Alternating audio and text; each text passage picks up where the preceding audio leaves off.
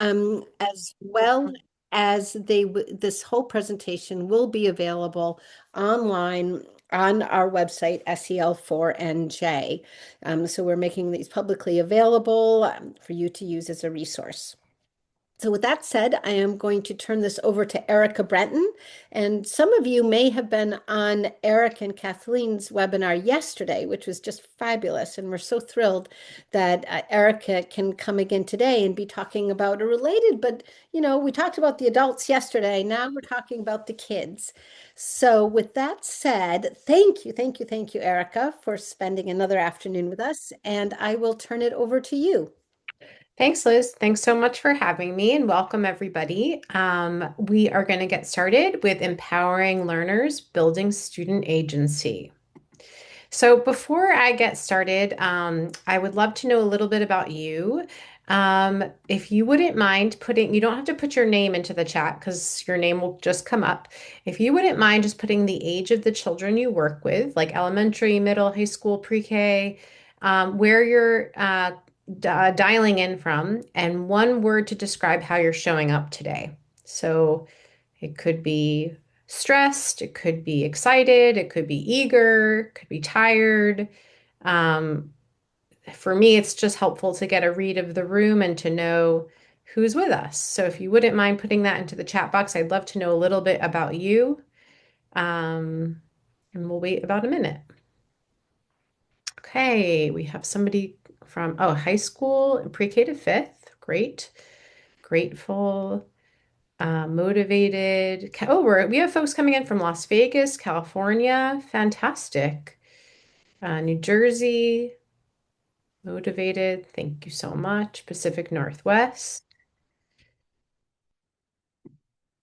And if you're not able to use the chat, that's totally fine. I'm hoping that this session will be interactive. I do have a lot of questions. Um, I'm hoping that we will be able to learn from each other just as much as I'm hoping that you can learn from this presentation. So I'm going to keep moving forward, introduce myself. So my name is Erica Brentan, and I have been in education for over 20 years now. I started as a New York City public school teacher and I became very steeped in social emotional learning. And so I decided to become a social emotional learning specialist, which is part of what I do. And I also am a consultant with the School Culture and Climate Initiative. I'll talk about that in a moment. I live in Montclair, New Jersey with my family, and I have two children. They are a middle schooler and an elementary schooler. So this content is very, personal to me from a professional focus, but also from a parenting focus. And so I like to go when I have time, which I don't have a ton of, but I like to go on long walks and I like to read and I like to spend time with my family. And I'm showing up as excited to be here with you all. Yes, I think some folks are still chiming into the chat. So if you haven't already, we would love to know a little bit about you. So please feel free to put in your what age children you work with, where you're coming in from, and how you're showing up today. No time too late. Just a quick overview of the organization, the School Culture and Climate Initiative. We are based at the Center for Human and Social Development at St. Elizabeth University in Morristown, New Jersey. And we have many components to our initiative. We have a school climate assessment and improvement process. So that's a 3-year process that we partner with schools on. We have school support network meetings, which are free monthly PDs, professional development sessions that are really, really high quality and bring professionals from all different areas of the field together. So if you're not already on our newsletter, you can, sign up for our newsletter. It's very informative. We also do customized professional development and SEL coaching. And we have a school climate assessment lab. So we are a very valuable resource for schools. Please look us up if you don't already know, and we would love to hear more from you if you're interested. So I'm hoping today that we are able to walk away with some strategies that help students believe in their ability to grow, ways to normalize challenge and to celebrate effort. I hope you walk away with techniques for building student confidence and problem solving, and practical approaches to shift from compliance to agency. So by the end of this session, you will be able to have all of these things in your toolkit. And just as I said before, I'm really hoping that this session is interactive. I'm going to be presenting a lot of information, but also wanting to hear from you and wanting everyone to learn from the professionals in this Zoom room. So please chime in as much as you can. So we're going to do a quick warm up, and what I want you to do is I want you to think of a child that you support, and when they struggle, I want you to write in the chat box, what do they usually say? So a child you support, when they struggle, what do they usually say? I'll start. When I work with a specific child, he often says, "I don't know how to do it." So that's my struggling child. I don't know how to do it. But we'll just wait another minute. So we have, I can't. That's right. I'm overwhelmed. I can't.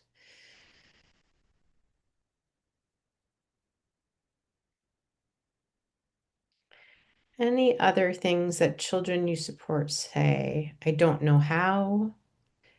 There's possibly acting out, so like a behavioral kind of thing. Yeah, I don't want to.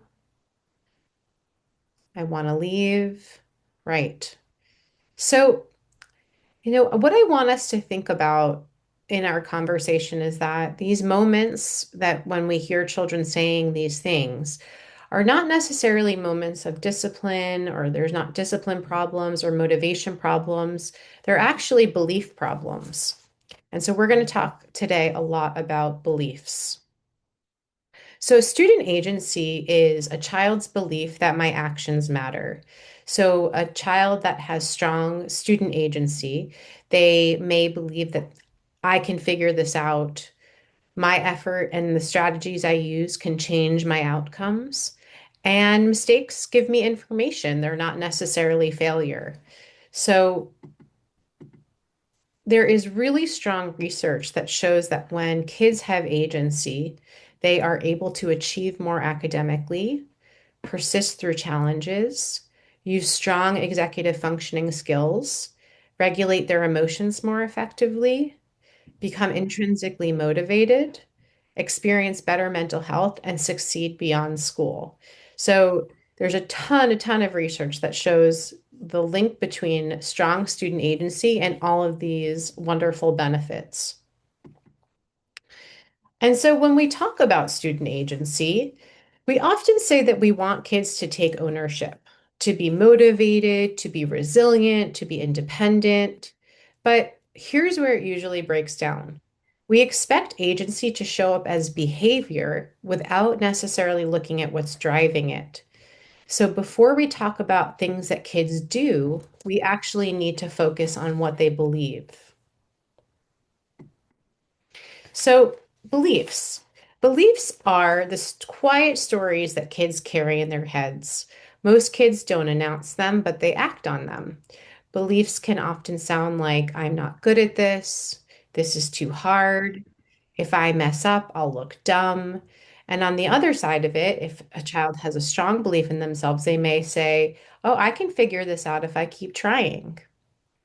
Behaviors are simply beliefs and actions. It's right, it's what we see. So I think some folks wrote in the chat, a child will get up and leave the room, or just refuse to do their work, right? So if a child believes that their efforts won't help, here's what we'll probably see. We'll probably see avoiding work, giving up too quickly, acting out, some of those behaviors you wrote in the chat, asking for help immediately or not at all.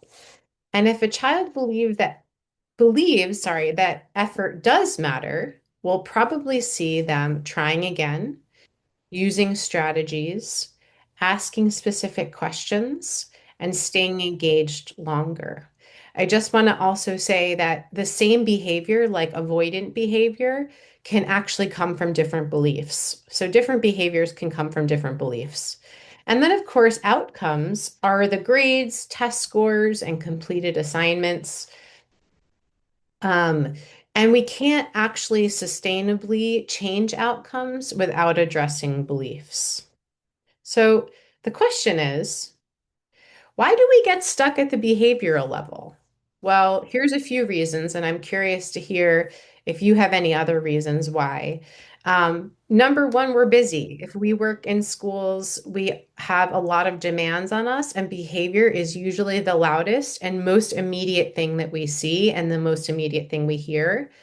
And then also outcomes feel really urgent, right? There's a lot of pressure on us to get those scores up, to know what our kids are doing, assessment wise.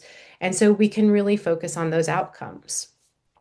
So I'm just curious, anybody, because I want to make sure that if there's anybody who has another idea as to why we get stuck at the behavioral level or why we get stuck at the outcome level, that you can share that into the chat. So I'll wait just about 30 seconds before we move on. Any other reasons why we might get stuck at the behavioral level or maybe the outcomes level? Okay. Oh, yeah. Some parents are not helpful either. That's extremely true. They want their child, I don't know what specifically you're focused on, but um, they want to make sure that their kids are succeeding, or they want to make sure their kids are in line behaviorally. Um, okay, and behavior tends to cause disruptions for everyone. That's right. It's not just for that individual child, it's for the entire class. Um, right, if you say, right, so you say to hit them back. Yeah, very true. Okay, so the reality is that we do not directly control outcomes, and we cannot even fully control behavior, but what we can influence is a child's belief. And we're going to talk about some of the ways that we can influence beliefs in a little bit, and I'm going to give you some tools and strategies, but just a general framework is how we respond to mistakes, how quickly we step in to help children, what we praise, and the language we use during their struggle. So these are all four ways that adults can influence beliefs. So I want you to just think about, you don't necessarily have to enter it into the chat, but if you wanted to, you can. What do you feel most successful with? Do you feel that you respond well when children make mistakes? Do you feel that you are able to let them struggle and not step in so quickly? Do you feel that you praise the things that are going to give them strong beliefs about themselves? And do you use positive language to support them? So, just food for thought. Where do you feel strongest? And yes, feel free to enter that into the chat. Um, and feel free to just keep it to yourselves and just food for thought. So, if beliefs are what drive behavior and behavior drives outcomes, the real question is what beliefs matter the most? And today we're going to look at two belief systems. We're going to look at self-efficacy and growth mindset. And we're going to start with the belief system of self-efficacy. So, self-efficacy is the belief in one's ability to succeed through effort and strategy. So, feeling like I can do hard things. So I want you to think of a time that you had strong self-efficacy and what factors were helpful in contributing to your success. So for example, I'm going to give an example for myself. And as I'm talking, if you want to enter in, your own idea of when you had strong self-efficacy, I can do hard things. I would love to hear your stories. So when I first started teaching, I was in a teaching program where I was getting my master's at the same time as I was becoming a teacher, and I really did not know what I was doing, and I had a lot of doubts about myself. I was also working with children who had very special behavioral needs. And so I was really doubting myself. And so the thing that really got me through was people's belief in me that I could do it. And so I would often hear things like, you're a really strong teacher, you speak really well to the kids, they really respond well to you. And I think that that's when I really believed that I can do this hard thing. So let's see, I have one comment in the chat. So, um, I feel strongest in encouraging my students. Okay, fantastic. And how helping them to increase their belief in themselves. That's wonderful. So we have another one asking for help and not being afraid to try new approaches. Fantastic. That's such a wonderful life skill to be able to have that. Um, Anyone else, a time that you had strong self-efficacy and what factors may have been helpful in contributing to your success? I'll hold the chat open for like about maybe 30 seconds to a minute. Let's see. Okay, we have talking through feelings with others. That's a really hard skill to have and a really wonderful, important skill. So thank you for sharing that.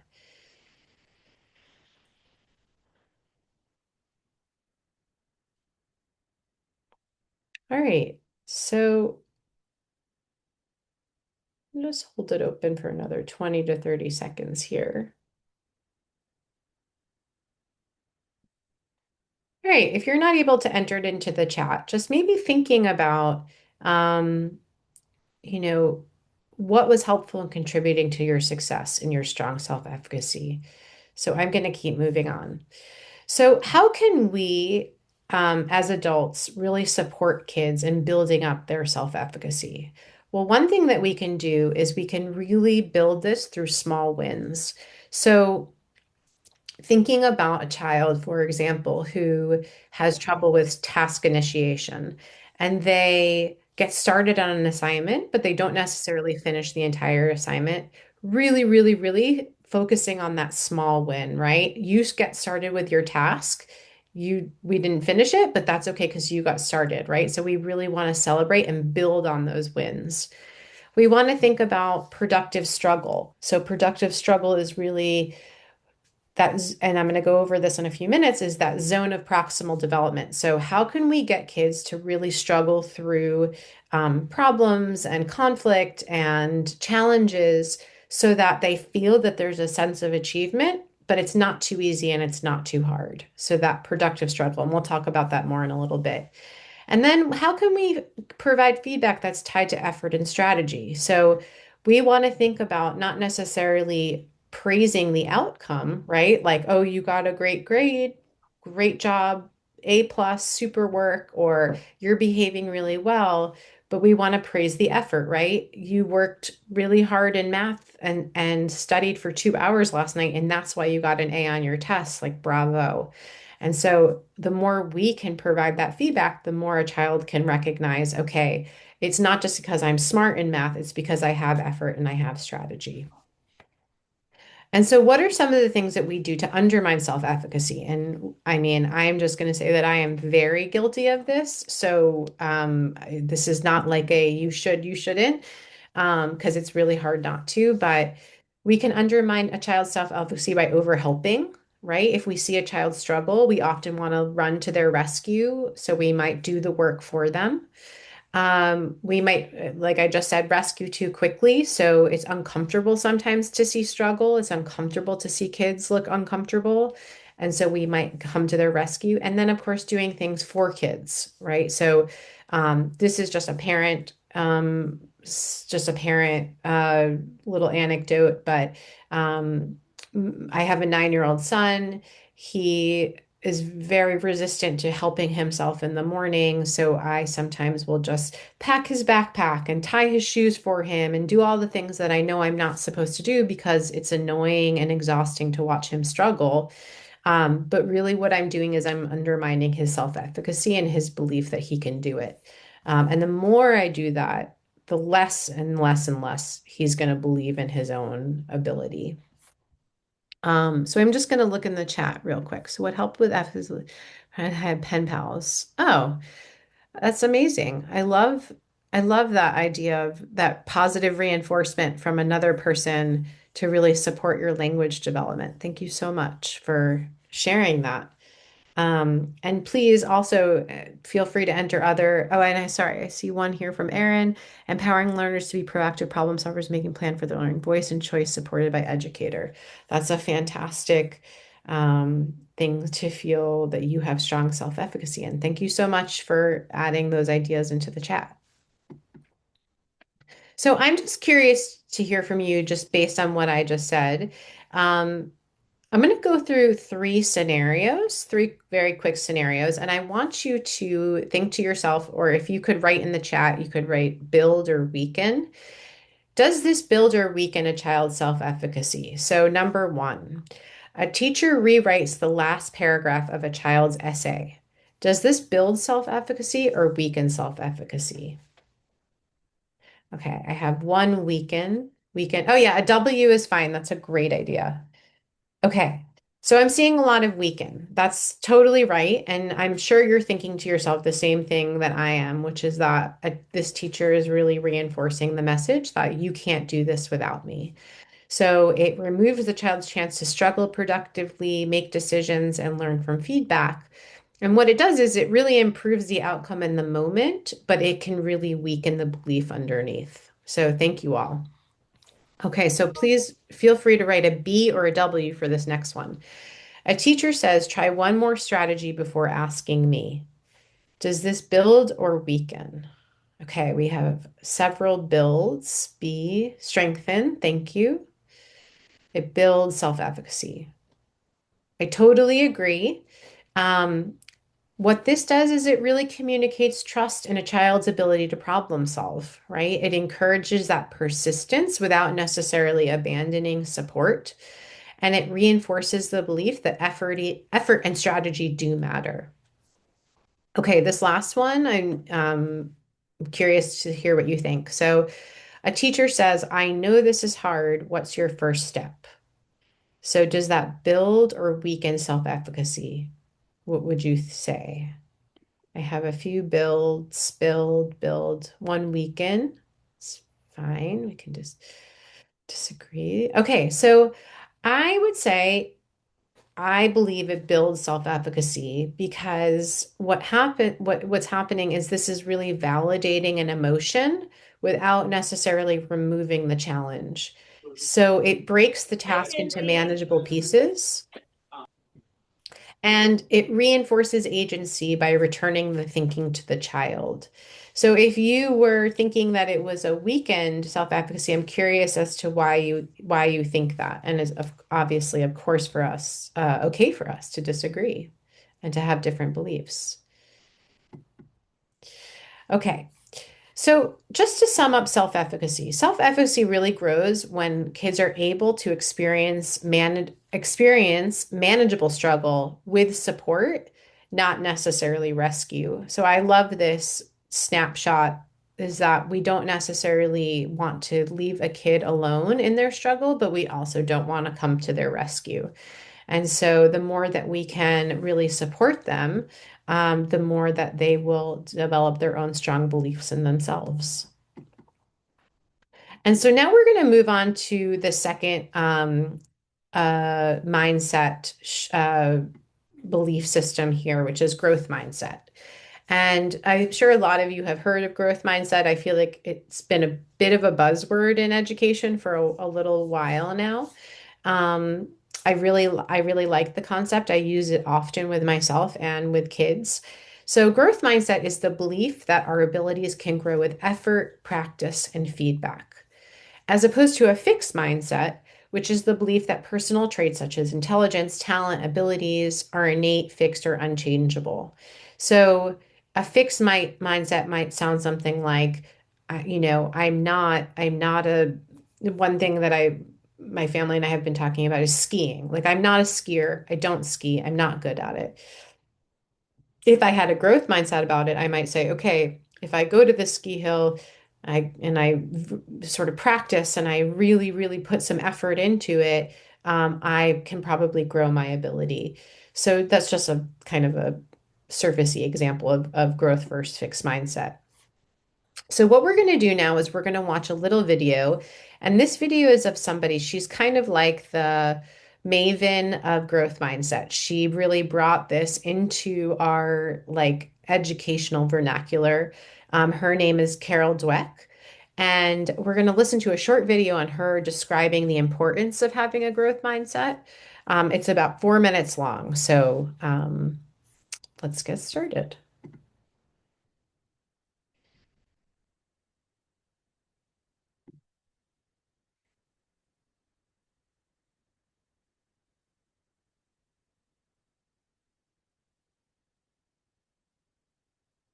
The power of yet.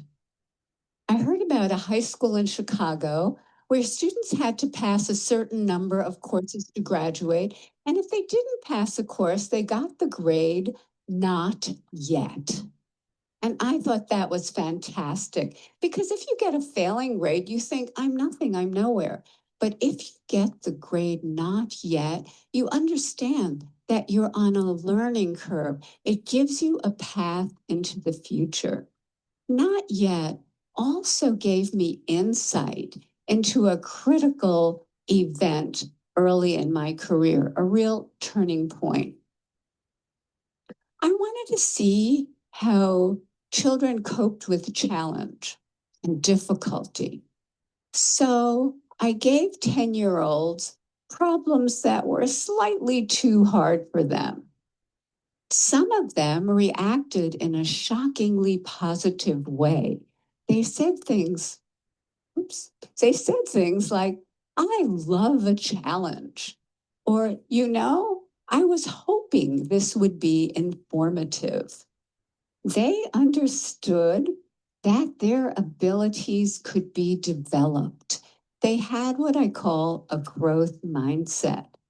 But other students felt it was tragic, catastrophic. From their more fixed mindset perspective, their intelligence, their intelligence had been up for judgment and they failed. Instead of luxuriating in the power of yet, they were gripped in the tyranny of now. So, what do they do next? I'll tell you what they do next. In one study, they told us they would probably cheat the next time instead of studying more if they failed a test. In another study, after a failure, they looked for someone who did worse than they did so they could feel really good about themselves. And in study after study, they have run from difficulty. Scientists measured the electrical activity from the brain as students confronted an error. On the left, you see the fixed mindset students. There's hardly any activity. They run from the error. They don't engage with it.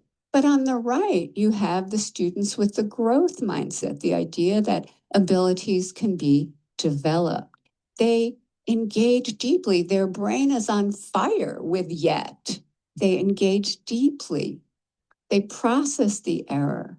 They learn from it and they correct it.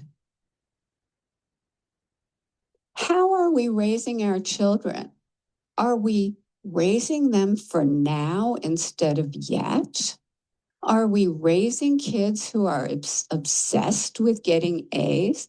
Are we raising kids who don't know how to dream big dreams? Their biggest goal is getting the next A, or the next test score? And are they carrying this need for constant validation with them into their future lives? Maybe because employers are coming to me and saying, we have already raised a generation of young workers who can't get through the day without an award. So, what can we do?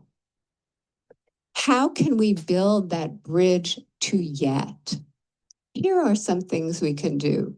First of all, we can praise wisely, not praising intelligence or talent. That has failed.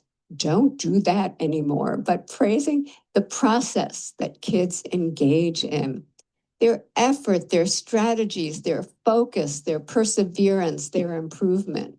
This process praise creates kids who are hardy and resilient. There are other ways to reward yet. We recently teamed up with game scientists. Okay, I'm going to stop that just for now because she goes on for a little while longer.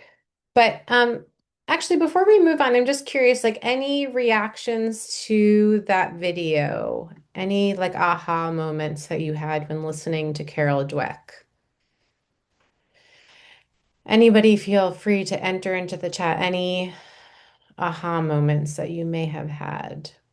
I personally found the imaging of the brain of when kids just believed that they had a fixed mindset and they just believed, I just can't do it.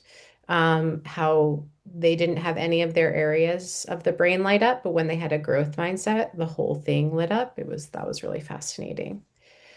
Um, okay, we have the language of not yet. I love that. It's something that we can all use and use anytime, really, with kids, right? And with ourselves. We have challenges are good for a growing mind. Absolutely. We know that. Um, and often students and adults have a goal to be done, even if the product is not up to their potential ability. Yes. So, um, these are all wonderful things that we took from the video. Anybody else have any reactions? Okay, I'm going to keep go. Oh, thanks, Liz, for chiming in. Um, yes, how great it feels to figure something out and demoralizing when someone comes in and fixes it. Absolutely. And I thought it was really interesting how she talked about current employers and how they find that kids new workers are going through the day and the only way they can get through the day is by getting some kind of award. um, so that was also really interesting, is like what kind of culture are we raising our kids in and how is that setting them up for success or failure later in life. So thank you all so much for participating in the chat. I do have another question. um, I want you to think about a time, and you don't have to answer it into the chat, but I do think it's really helpful to do a lot of this reflective work, because it helps us to know what helped us and where we have a growth mindset and have a fixed mindset, so that we can then really understand the formula for how to support our kids. So I want you to think about a time that you had a growth mindset and a time that you had a fixed mindset, and what was different about these two experiences. And so I'm just going to give you a minute to think about that. If you want to enter into the chat a time you had a growth mindset, or a time you had a fixed mindset, or a time that you realized the difference between the two.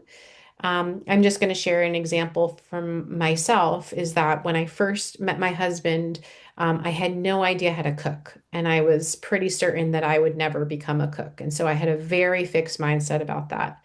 And then slowly he started to introduce me to this concept of a recipe book and being able to follow a recipe and taking time and energy to like actually um, focus on cooking. And the more and the slower I went and the smallest building blocks that I used to get myself there, it really helped me to have such a strong growth mindset.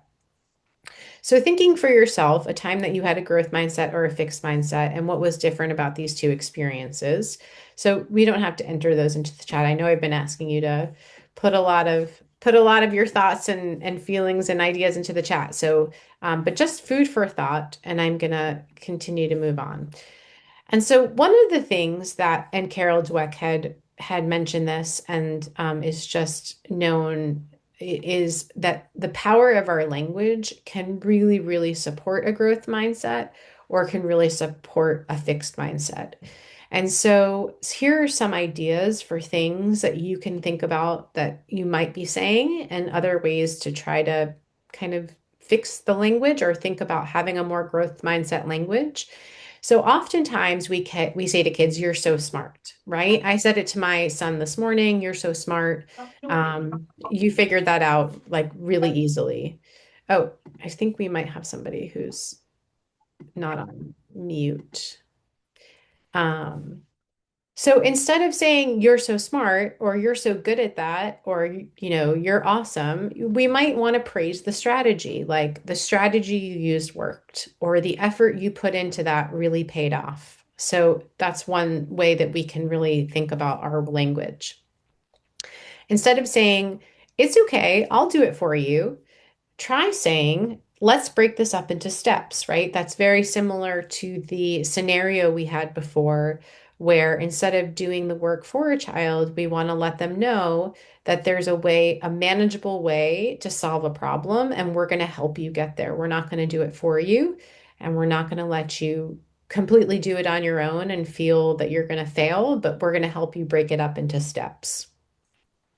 Instead of saying, oh, you'll get it next time, right? That might be like a setup for failure. We can really support and encourage reflection.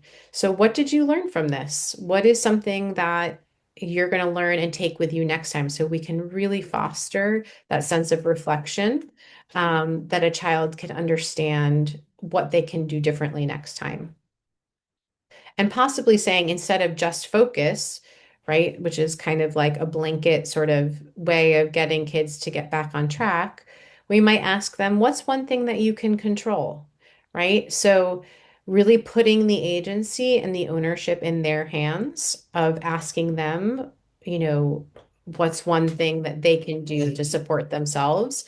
What's one strategy? How can they use that kind of effort? And so, some of the things that we can do to also support a growth mindset, in addition to using language, is we can think about normalizing struggle. So, this was the concept that I had mentioned earlier, the zone of proximal development. So the zone of proximal development is that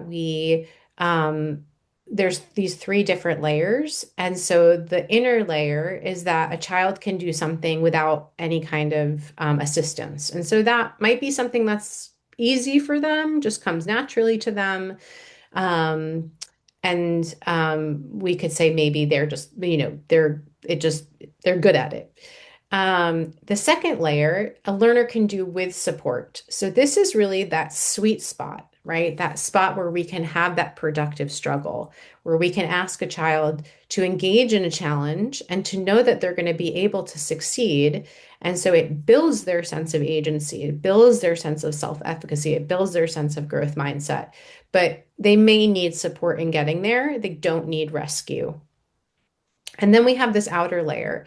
So a learner cannot do it even with support. And so that's really discouraging and demoralizing, right? If I were to go skiing and I were to just go right down like a black diamond, that would be setting myself up for failure. That would be in that outer ring. So we want to think about, how can we bring students into that middle ring so that we can normalize that struggle is important and it's normal, and it's something that we can all do, and we might need a little bit of help. Another thing that we could really do is help shift mindset. So instead of a child, a lot of us in the beginning of the beginning of the workshop said, I'm just going to scroll up here. Some of the things we hear are, I don't want to, I don't know how, I can't, I'm overwhelmed, I want to go, right? So we can shift this mindset of I can't, I don't want to, and really help support a child to think about, okay, if I apply some effort and I apply strategy, I can also do this. And then, of course, we want to think about offering choices. So choices are agency. So if we are doing everything for children, if we are um, making all of their, answering all the questions for them, making all the choices for them, they're not going to feel a sense of agency. They're going to feel that the adults control everything and I don't have that choice. So even saying something like along the lines of, you have a book report you have to answer these three questions in the book report, but you can choose any book you want to. Or for younger children, sometimes I would say, you have to write your essay or you have to write your paragraph. I don't care if you write it in pen or pencil or a crayon, but you have to write it, right? So these sense of choices can really support that sense of agency. I'm just curious from you, is there anybody who has another way of supporting growth mindset in their, I just gave you a lot of information. And I'm just curious if there's anybody who has other ways of supporting growth mindset in their students or in the children they work with. hold the chat open for like 30 seconds to a minute. Anything else that you do? And I think some of you had mentioned it earlier. Let me scroll back. Praise and feedback. Oh, let's see. Alyssa, you had mentioned, I explained to my students that we all have a genius. My genius is learning foreign languages, definitely not math. So they each have their own genius. That's a wonderful, I love that. Any other ways that you support growth mindset? Okay, Bill, thank you. I work with schools and character, and we ask them to focus on ideas of continuous development. It's a journey, right? I love that idea of it's a journey, and even using it's a journey with not yet is um, a really nice sort of framework. Anybody else have any other ways that they support growth mindset? I would say a really nice other example that I didn't include in here, but I've done with kids before and could be really useful activity is to actually show somebody that they can really relate to, like a famous, a famous athlete or a famous actor or somebody who has gone through struggle in their lives and to really dissect what their struggle was and how they got through it. Like in my house, we often talk about Michael Jordan and how he did not make his high school basketball team, right? And so instead of just feeling like a failure or like he couldn't do it, right? He put more energy, he put more effort, he put more strategy into his playing so that he got to where he got to. So that's just another nice example of something you could use with students is to really study somebody famous and to just understand what their journey was like. So I want to close here, and I'm actually wanted to open up for any kind of Q&A first. But I really like this quote is what we usually see is behavior, what we usually react to is outcomes, but what's driving both is belief. And so I'm curious to hear from you, and then we'll do a little bit of a Q&A. What's one way that you think that you'll change the beliefs of your students? So anything that you took from this workshop or webinar, one way that you might help change the beliefs of your students?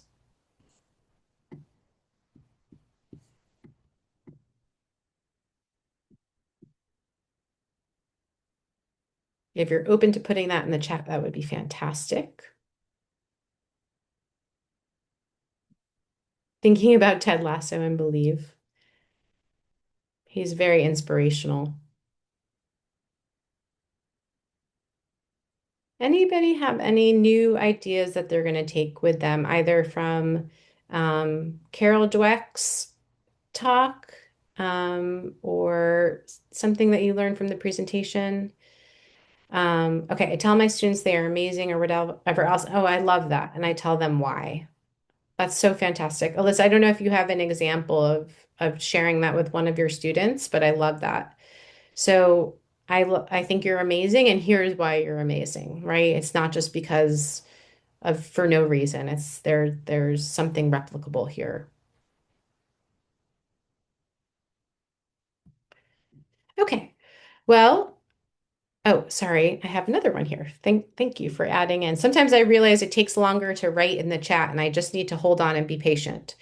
Um, So Jarvis wrote, as a science teacher, giving the choice of labs or written work helps to change how much motivation I get from students. They don't want to write, but they will write if they're doing a lab activity. That's a fantastic example and really supports that sense of engagement and motivation to offer choice. And I always feel like choice could be so small, right? So um, it could be like we're doing a lab today and you could use this material or this material, but you have to do the expectation is still there. So thank you so much for sharing that.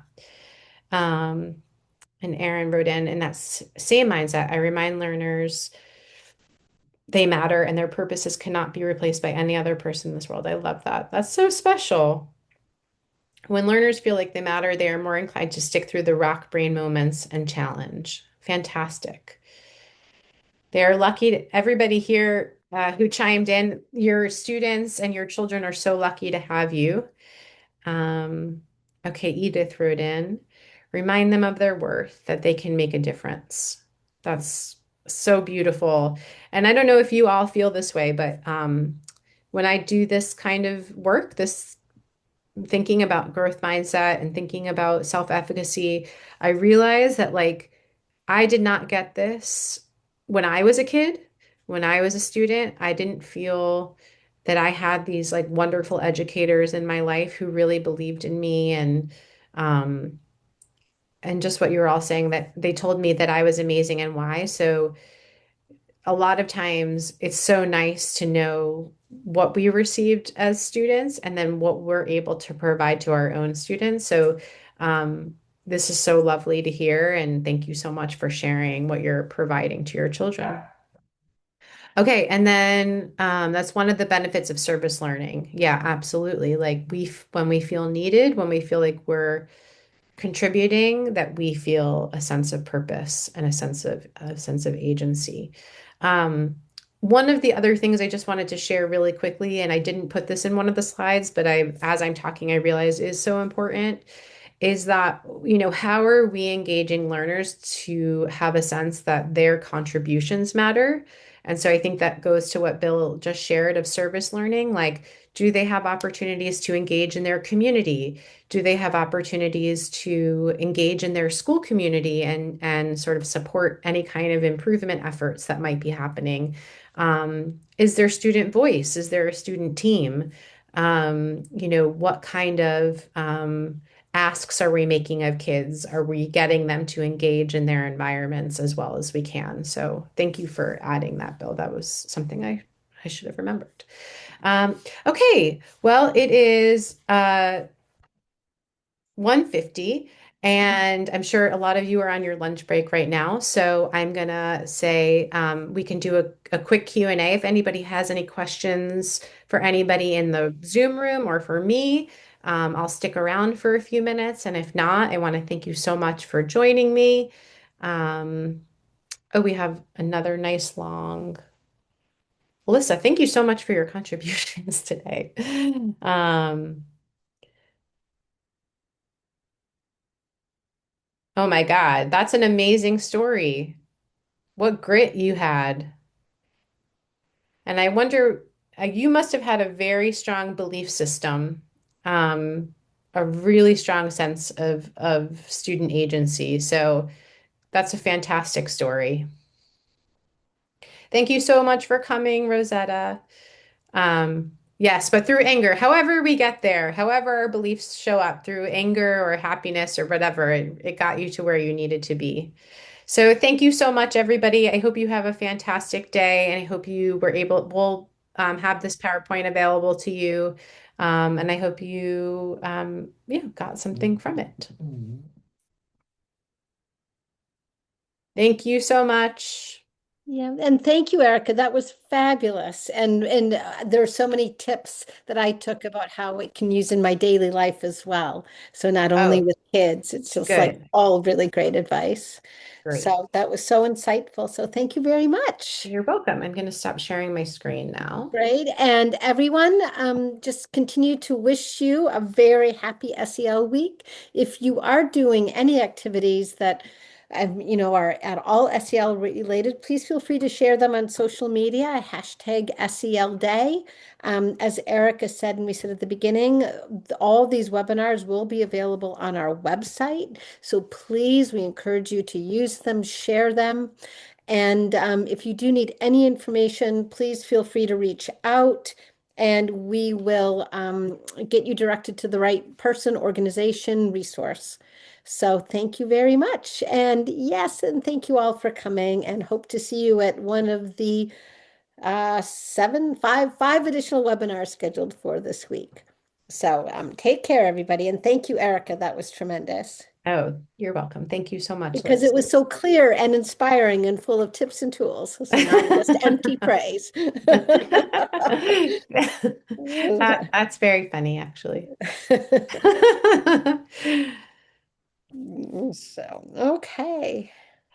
All right. Well, Here, I will stop recording. Do you guys have more sessions